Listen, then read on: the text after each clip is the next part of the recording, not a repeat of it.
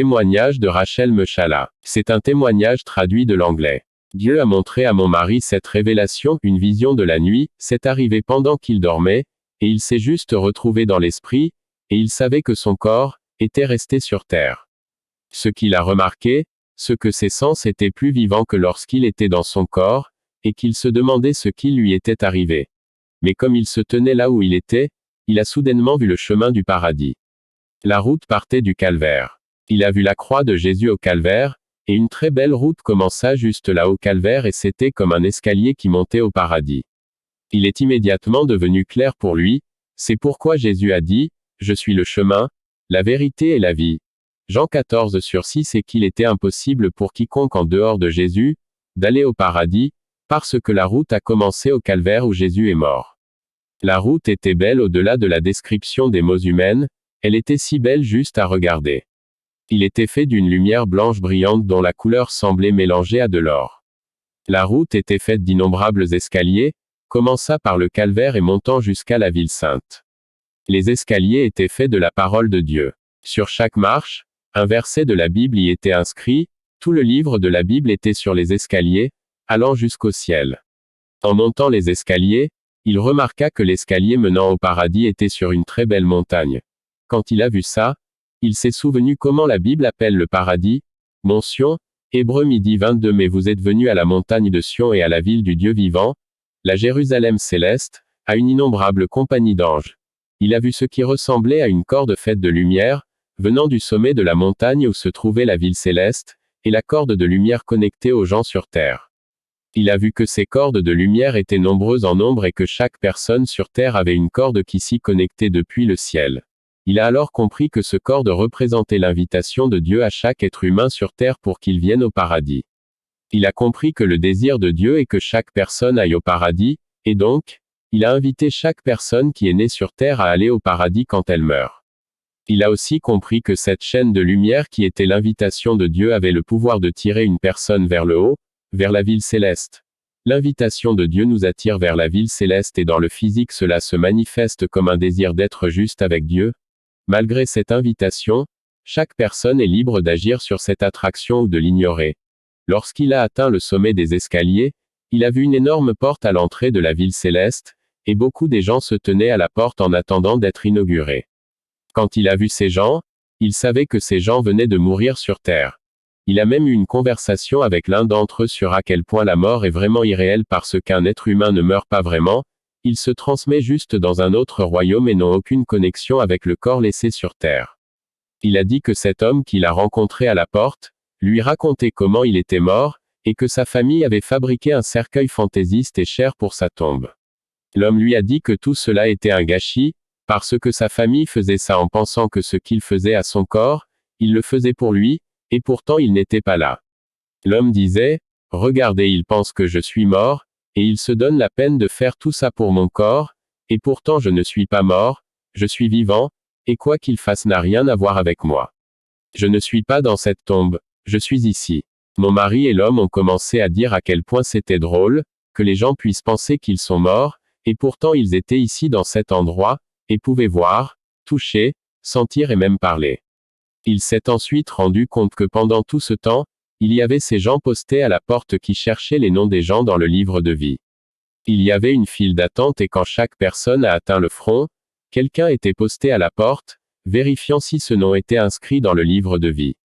Ceux dont le nom ont été écrits ont été sauvés. Mais il a dit que d'autres personnes qui étaient aux portes ont trouvé leur nom non inscrit dans le livre de vie, et qu'elles ont été renvoyées en enfer. Cela a rendu les gens dans la file d'attente très ennuyés et effrayés de savoir si leur nom était ou non inscrit dans le livre de vie. Les raisons pour lesquelles les gens ne pouvaient pas être autorisés à entrer à cause du péché, avec lesquels ils étaient morts. Ils savaient que tous ces gens qui étaient à la porte étaient chrétiens sur terre, et ce pourquoi ils avaient monté les escaliers jusqu'aux portes du paradis. Mais à cause du péché qu'ils avaient ignoré dans leur vie, leur nom n'était pas dans le livre de vie, malgré eux ayant été chrétiens sur terre. Parce qu'ils étaient maintenant dans le royaume spirituel, et qu'ils n'avaient pas les sentiments qu'ils avaient dans leur corps physique. Ces gens pouvaient maintenant voir à quel point toutes les choses qui les empêchaient d'entrer au paradis étaient insignifiantes. Il a dit qu'il était clair pour lui et pour tout le monde que rien sur terre ne valait la peine de manquer le paradis. Alors que mon mari s'est tenu à la porte, il s'est soudainement rendu compte qu'il avait quelque chose qui allait l'empêcher d'entrer dans les portes du paradis. Sur terre, certaines personnes l'avaient offensé et il avait trouvé extrêmement difficile de pardonner. Il s'était senti justifié d'en vouloir aux gens qui lui avaient fait du tort parce qu'il croyait que ces gens avaient tort et comme il ne s'excusait même pas, il ne méritait pas son pardon. Il s'est senti justifié d'être impitoyable parce qu'il pensait que ces gens avaient besoin de venir demander son pardon en premier, et c'est en ce moment qu'il leur pardonnerait. Parce que ces gens avaient tort, il s'était senti justifié de leur retenir le manque de pardon, mais maintenant il a réalisé que cela lui coûterait son âme. Mais maintenant, à la porte du paradis, mon mari savait que ça ne valait pas la peine d'avoir une rancune, parce que maintenant il manquerait le paradis pour toujours, pour cette seule chose, l'impardon. Il s'est senti extrêmement fou, de refuser de pardonner parce que maintenant, cela lui coûterait toujours son âme, et il savait qu'il n'avait pas de deuxième chance. Il souhaitait pouvoir retourner sur terre et pardonner. Il était dans le regret et continuait à se dire, ça n'en valait pas la peine. J'aurais dû pardonner à ces gens même si je sentais que je n'étais pas celui qui avait tort, j'aurais dû faire la paix.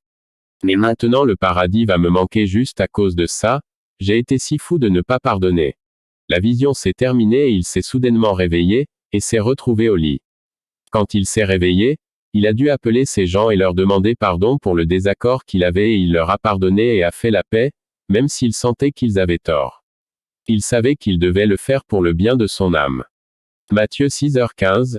Mais si vous ne pardonnez pas aux hommes leurs offenses, votre Père ne pardonnera pas non plus vos offenses. Le manque de pardon empêche vos péchés d'être pardonnés. Par conséquent, si vos péchés n'ont pas été pardonnés, vous ne pouvez pas aller au paradis. Cela signifie que vous serez condamnés à l'enfer à cause de vos péchés. Mes frères et sœurs, le salut commence au calvaire où Jésus est mort pour vous. Peu importe à quel point tu es bon, si tu n'as pas accepté Jésus comme ton Seigneur et Sauveur, tu ne pourras jamais entrer au paradis. Si tu n'as pas accepté Jésus, tu ne peux même pas monter les marches de la parole de Dieu car la route commence de ce que Jésus a fait pour toi. La Bible dit que tout le monde a péché et a manqué la gloire de Dieu. Cela signifie que nous avons tout besoin de Jésus pour le salut, parce que nous avons tout péché et seul son sang peut nous purifier. Même vous arrêtez de pécher, vous ne pourrez jamais être juste avec Dieu, parce que vos péchés passés ne peuvent jamais être pardonnés sans le sang de Jésus, donc vous resteriez pécheurs pour toujours. C'est pourquoi le premier pas est de croire en Jésus pour que son sang puisse laver vos péchés. Ces gens à la porte avaient accepté ce que Jésus a fait pour eux, et monté les escaliers de la parole de Dieu, mais certains ne pouvaient toujours pas entrer au paradis, parce qu'ils laissaient leur robe être tachée par les péchés qu'ils tenaient pour acquis. Dieu est si aimant, il veut que tout le monde soit sauvé, mais en même temps, Dieu est si saint. Même si vous ne laissez qu'un seul péché sur votre robe, sans se repentir et mourir dans ce péché, vous ne pouvez pas entrer dans le lieu saint. Le sang de Jésus ne peut pas couvrir les péchés que vous continuez à commettre, et que vous refusez de vous repentir. Assurez-vous de vous débarrasser de tous vos péchés. Quand Jésus lavait tes péchés, ne prends pas son sacrifice pour acquis, et commencez à pécher délibérément, en pensant que son sang couvre ton péché. Vous devez être saint, en portant le fruit montrant que vous êtes repenti, et que vous êtes maintenant un disciple de Jésus. Le jour du jugement, Dieu jugera tes œuvres, car elles témoigneront de si tu étais un vrai croyant ou un incrédule. Ne prenez pas le péché pour acquis. Maintenant, nous avons le temps de nous repentir, nous devons examiner nos cœurs, et voir si nous tenons encore au péché.